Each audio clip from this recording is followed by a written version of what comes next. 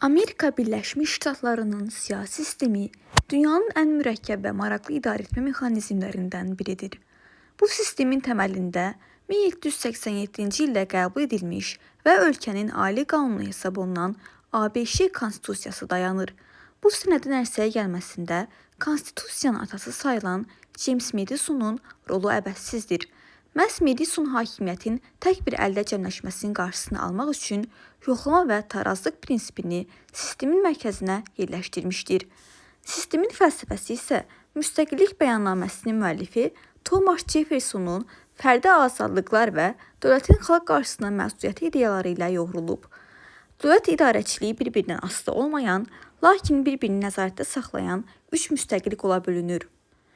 Birinci qol qanunverici hakimiyyəti təmsil edən konqresdir. Konqres özü də iki palatadan ibarətdir. Bura 435 üzvü olan nümayəndələr palatası və hər ştatın bərabər şəkildə iki senatorla təmsil olunduğu 100 üzvlü senat daxildir. İkinci qol isə icra hakimiyyətinin rəhbəri olan prezidentdir. O, həm dövlətin başçısı, həm də ordunun baş komandanı hesab olunur. Lakin Konstitusiya prezidentin fəaliyyətinə ciddi nəzarət mexanizmi müəyyən edib. Məsələn, əgər prezident ağır cinayət törədərsə, ona qarşı impeachment prosesi başlana bilər. Bu zaman nümayəndələr palatası ittiham irəli sürür.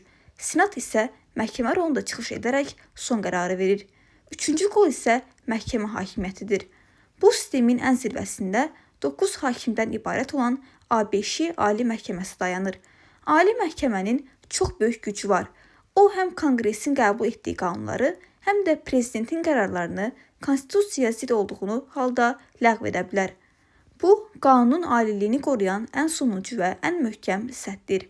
ABŞ-də prezident birbaşa xalqın sərt çoxluğu ilə deyil, seçki kollegiyası vasitəsilə seçilir.